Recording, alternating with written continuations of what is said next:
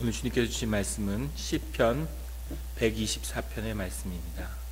다 같이 한 목소리로 봉독하시겠습니다. 이스라엘은 이제 말하기를 여호와께서 우리 편에 계시지 아니하였더라면 우리가 어떻게 하였으랴. 사람들이 우리를 치러 일어날 때 여호와께서 우리 편에 계시지 아니하셨더라면 그때 그들의 노여움이 우리에게 맹렬하여 우리를 산채로 삼켰을 것이며 그때 물이 우리를 휩쓸며 시내가 우리 영혼을 삼켰을 것이며 그때 넘치는 물이 우리 영혼을 삼켰을 것이라 할 것이로다. 우리를 내주어 그들의 이에 씹히지 아니하게 하신 여호와를 찬송할지로다. 우리의 영혼이 사냥꾼의 올무에서 벗어난 새같이 되었나니 올무가 끊어짐으로 우리가 벗어났도다.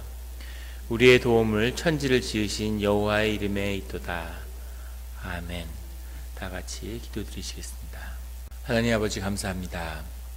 주의 음성을 듣고자 새벽 제단 앞에 모였습니다.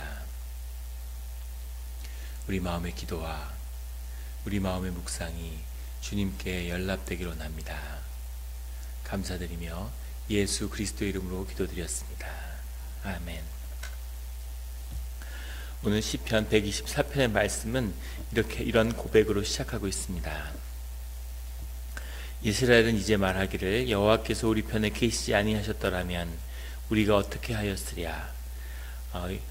계시지 아니하셨더라면, 또 2절에도 계시지 아니하셨더라면, 이렇게 반복되는 것은 강조의 의미가 들어 있습니다.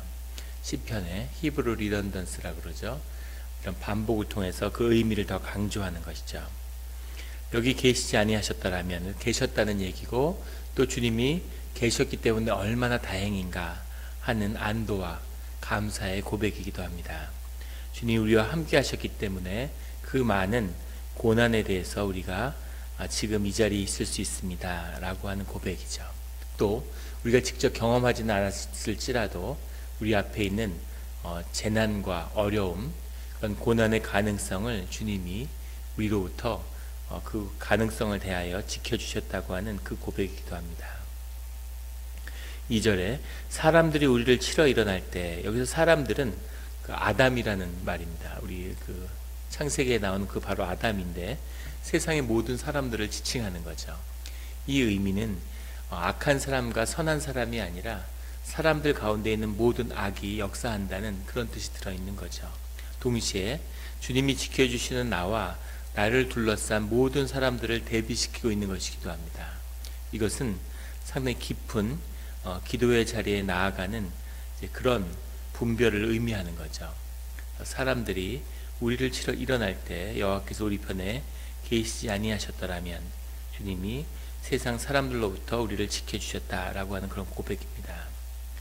3절에 그때 그들의 노여움이 우리에게 맹렬하여 우리를 산채로 삼켰을 것이며, 또 4절에는 그때 물이 우리를 휩쓸어 시내를 우리 영혼을 삼켰을 것이며, 5절에도 넘치는 물이 우리를 휩쓴다고 하는 이 물이라고 하는 표현을 여러 가지로 해석하는데, 실제 우리를 그 쓰나미 같이 물려오는 그 파도, 그 두려움, 그 물, 이런 것들이 움직이는 어떤 역동적인 것 또는 그 두려움, 이런 것을 상징적으로 표현했을 것이다 라고 이야기하는데, 사실은 이 고백을 했던 시편의 기자들이 살았던 이 이스라엘은 사실 바다와 닿아 있지 않았죠. 그 시절엔 더욱이 더 그랬습니다. 완전히 내륙이기 때문에 그런 물을 상징한다기보다는 이 물의 사실 원문 그대로의 뜻은 창세 이전에 궁창이라는 표현과 닿아 있습니다. 하나님의 존재의 질서를 부여하기 전에 하나님이 이 땅을 만드는 그 진료, 이것이 이 물이죠. 이 물을 나누어서 하나님이 땅을 창조하신 거죠. 노아의 홍수 때는 이 물을 터서 우리는 비가 내려서 홍수가 났다 이렇게 표현하지만 사실 원문의 정확한 뜻은 그 물을 텄다고 말씀하시는 겁니다. 하늘 위의 물과 땅 밑의 물을 터버린 거죠. 그러니까 그것은 모든 창조의 질서를 뒤집고 원래대로 다시 돌아가는 그런 하나님의 뜻을 의미하는 것이기도 합니다. 이 물이라고 하는 것은 모든 우리 삶의 가능성으로 존재하는 하나님의 영적 세계죠. 동시에 이 영적 세계가 우리의 삶을 둘러싸고 있는 이런 물질로 나타나는 겁니다. 유대의 그 신비주의적인 그런 사고의 뿌리가 있는 거죠. 이런 신비가 우리가 알고 있는 관상기도 이런 것이 모두 유대의 신비주의에서 나왔는데, 유대의 신비가들은 어떻게 생각했냐면, 아들을 우리가 자식이 낳아서 자식이 우리 뱃속에서 나갔지만 전혀 독립적인 삶을 살아가는 것처럼 우리의 말과 우리의 생각, 우리의 관념 이런 것들이 또 영적인 세계에 우리부터 나가서 독립적인 실체로 존재한다고 그렇게 믿었습니다. 사실 영적인 세계죠. 그래서 그것이 영적인 세계를 구성하고 있다가 우리의 삶의 자리, 우리가 어떻게 살아가느냐 하는 그 삶의 가능성과 만난다는 거죠. 그런 영적인 실체가 늘 가능성으로 우리 앞에 열려 있다고 그렇게 유대인들은 믿었던 거죠. 그래서 우리가 사실은 기도를 하고 우리의 기도가 그런 영적인 세계에 영향을 미친다, 이렇게 믿고 있는 겁니다. 이거는 또 사실 영적인 실제이기도 하죠. 그래서 관상기도나 우리가 마음속에 간절히 이미지를 가지고 그것을 상상하는 일들은 우리에게 이루어진다, 이렇게 믿었고, 이것이 유럽의 중세의 그런 의식 마법이니 이런 여러 가지 그런 정신적인 그런 수련의 발단이 되는 겁니다. 그래서 그 물에 영향을 끼치는, 근데 그 물이 우리를 휩쓸고 우리의 영혼을 삼키려 하고 있다는 거죠. 거기서 우리 자신의 영혼을 지키고자 하는, 그 지킬 수 있는 것은 여호와의 은혜 때문이다, 이렇게 이야기하는 겁니다. 그 티벳의 고승들은 마물이라고 하는 그런 영적인 실제에 대해서 언급을 하죠. 동굴이나 그런 들판에서 깊은 기도 수행을 하다 보면 그 영적인 실체를 대면하게 된다는 거죠. 그것은 우리가 윤리적으로 재단하는 선과 악은 아니지만 분명히 어떤 선한 실체는 아니라는 겁니다. 그래서 오랜 동안의 정신적인 수련을 통해서 사실은 아주 깊은 곳에 있는 그런 피어한, 아주 그런 순전한 사실 악을 경험하는 거죠. 그것이 갖고 있는 영적인 힘을 경험하는데 수많은 희생제사와 자기 자신을 제물로 내어주는 그런 의식들을 경험하는 것을 보게 됩니다. 근데 그런 것으로부터 자기 자신의 영혼을 지키기 위해서 몸부림치는 것, 이것이 그런 티베트 고승들의 영성 수련의 내용이 되고 있는 것을 보게 되는데, 사실은 이것이 기도의 실제인 거죠. 그런 위협으로부터 자신의 영혼을 지켜주는 수 있는 분은 여호와 하나님이고 그 은혜밖에 없다라고 하는 고백을 드리고 있는 겁니다. 그래서 5절에 그때 넘치는 물이 우리의 영혼을 삼켰을 것이라. 그런 아직 실현되지 않은 영적 세계가 내 영혼을, 나의 존재 자체를 삼켜버릴 수 있는 그 시면을 가지고 있다는 거죠. 여기서 넘치는 물이라는 것도 이 물이라는 표현 때문에 넘친다는 표현을 쓰는데, 이 넘친다는 표현은 하제도님이라는 말인데, 우리가 말하는 거만한, 교만한, 오만한 이런 뜻이 다 여기에 들어 있습니다. 정확한 원문 그대로의 뜻은 거만한 물이에요. 거만한 물이 뭘까? 그래서 압도적이고 우리의 삶 앞에 서 있는, 아주 독립적이면서도 우리의 삶을 위협하는 그런 영적인 실제를 지칭하는 거죠. 이것이 넘치는 물입니다. 이것이 우리 영혼을 삼킬 수 있다는 거죠. 6절에 우리를 내주어 그들의 이에 씹히지 아니하게 하신 여호와를 찬송할지로다. 우리를 보호하시니가 주님이셨다는 거죠.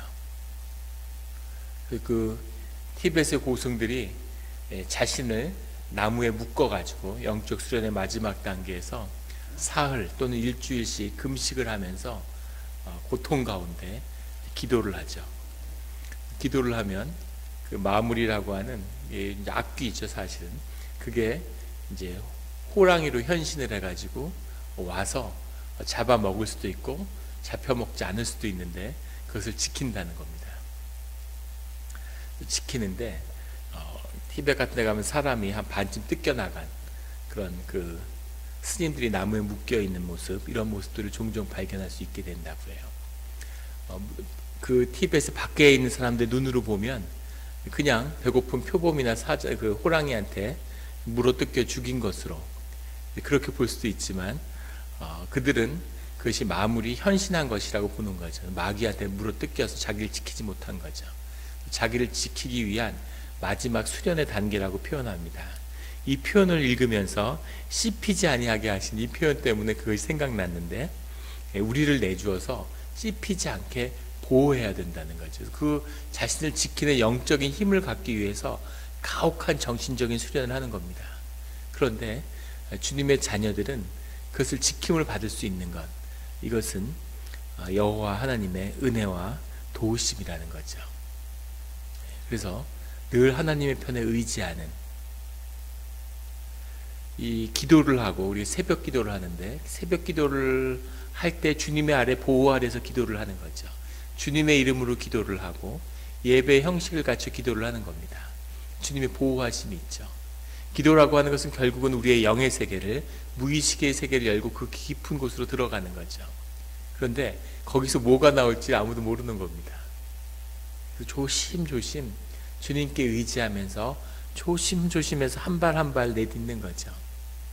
그게 아니라 그걸 열고 그냥 확 들어가면 사실은 어떤 일을 경험할지, 무슨 일을 겪을지 알 수 없는 이런 무서운 세계가 영적인 세계라는 것을 이 유대인들은 알고 있었던 겁니다. 오랜 시간 기도하기 때문에. 지금하고는 다르죠. 미디어를 보고, TV를 보고, 영화를 보고, 사람들하고 아주 밀접한 그런 과사회화되어 있는 이런 사회가 아니기 때문에 늘 기도하면서, 아침, 점심, 저녁으로 기도하면서 영적인 세계를 깊이 체험했던, 그 중에서도 하물며 성전에서 시편을 노래했던 이 기자들이 경험했던 영적인 세계의 실제인 거죠. 이것을 경험한 시편의 기자가 그들에게 이를 나를 씹히지 않게 내주신 그런 여호와를 찬송해야 된다라고 고백하는 겁니다. 7절에 우리의 영혼이 사냥꾼들의 올무에서 벗어난 새같이 되었나니 올무가 끊어짐으로 우리가 벗어났도다. 그런 영적인 묶임으로부터 벗어나서 새처럼 자유로움을 얻었다는 거죠. 늘 이런 자유로움을 얻고 여기서 떠나지 않는 성도님들이 되시기를 예수 그리스도의 이름으로 축원합니다. 묶임에 묶여 있는 거예요. 그 묶임에 묶여서 계속 영향을 받는 거죠. 부모가 자식을 키우는데 서로 영적으로 하나인데, 마귀가 부모를 써서 자식의 삶을 파괴하는 거죠. 부모가 별 생각 없이 아유 이 못난 것, 네가 할 수 있는 게 뭐가 있니?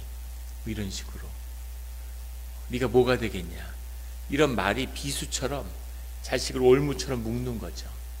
자식이 똑똑하고 뛰어나고 하나님이 아주 존귀한 영을 주셨는데 비실비실하는 거죠. 거기에 묶여서 부모의 저주 때문에 그것이 영적인 올무가 돼서 삶이 피어나지 못하는. 제가 젊었을 때 동양철학 공부했는데 사주명리학 이런 거 좋아했습니다. 신비하고 신묘한 그게 있죠. 기가 막힌 그 뜻이 들어있는데, 그때 한 스님이, 제 스님은 사실 그런 걸 해주면 안 되는데 그런 거를 봐주고 제 삶에 대해서 한번 이렇게 예언을 해주신 적이 있어요. 살면서 정말 몸소리를 친 건 그게 다 맞았다는 겁니다. 시간이 지날수록 점점 더 그게 맞는 거죠. 그래서 어떻게 이렇게 신비할 수가 있을까? 어떻게 그런 걸 다 볼 수가 있을까? 그런데 깊이 기도하는 가운데 알게 된 건 뭐냐면, 그것을 미래를 보고 맞춘 것이 아니라 그 예언에 묶인 거죠. 삶이 거기에 묶여 있는 겁니다. 그래서 절대 점 같은 걸 보면 안 되는 거죠. 심심풀이로 점을 보는 건 정말 그거는 정말 아무것도 모른 채 주유소에서 담배 피는 거예요. 아무 생각 없는 거죠. 그래서 점을 보면 안 되는 겁니다. 많은 크리스찬들이 궁합을 보고 사주를 보죠. 그리고 그거 보면 잘 맞습니다. 그 이유는 거기에 영적인 묶임이 있기 때문이죠. 오늘 말하는 이 물의 세계, 스스로를 예언의 끈으로 묶는 겁니다. 그것을 끊고 자유한 새가 돼서 하나님께 기도하고 그 영적인 세계로 들어가야 되는 거죠. 늘 주님의 보호하심을 구하는, 주님만이 내 삶의 주인이라고 하는, 주님만이 내 삶의 길을 여신다고 하는 그 고백으로 자신을 지키는 겁니다. 이 은혜가 떠나지 않는 성도님들이 되시기를 예수 그리스도의 이름으로 축원합니다. 그 마지막 고백이 8절에 나오는 우리의 도움은 천지를 지으신 여호와의 이름에 있도다. 기가 막힌 고백이죠. 우리의 도움은 오직 이 모든 만물을 지으신 여호와의 이름, 하나님의 이름. 내가 주님과 깊은 나의 하나님이 됐다는 것은 하나님의 이름이 우리에게 주어졌다는 거죠. 그 여호와 하나님, 예수 그리스도의 그 이름, 그 이름에 의지해서 그 은혜 가운데 살아가는 그런 축복된 오늘 하루가 되시기를 예수 그리스도 이름으로 축원합니다. 기도드리시겠습니다. 하나님 아버지 감사합니다. 귀한 도전의 말씀을 주시니 감사합니다. 우리가 우리 삶 앞에, 한치 앞에 몇 분 뒤에 일어날 일도 가늠하지 못합니다. 또 세상에 우리가 상상할 수 없는 온갖 재난의 가능성이 우리를 둘러싸고 있습니다. 음악 축제에 갔다가 가족이 모두 목숨을 잃는 그런 악한 시대에 우리가 살고 있음을 주님 우리에게 기억나게 하시니 감사합니다. 늘 깨어서 삼키는 이 넘치는 물구처럼 우리의 영혼을 삼키려고 하는 이 삶의 이 두려움과 이 가능성으로부터 우리의 삶을 지켜주시옵소서. 여호와의 이름을 우리에게 주셨사오니 예수 그리스도의 이름이 우리와 함께하고 있사오니 늘 그 이름을 의지하여 주를 바라보고 주님의 깊은 영적인 세계를 경험하지만 그 어떠한 사람도 그 어떠한 물도 우리를 삼킬 수 없는 그런 주님의 길로 인도하여 주시옵소서. 주께 모든 것을 의지하며 또 우리 삶에 많은 재난이 우리를 묶고 있는 것 같지만 그 재난이 나의 죄로부터 나의 삶으로부터 나간 그 나의 올무가 예수 그리스도 이름으로 끊어지는 자유로운 새가 돼 하늘로 날아오르는 그런 삶의 자리로 인도하실 줄 믿습니다. 감사드리며 예수 그리스도 이름으로 기도드렸습니다. 아멘.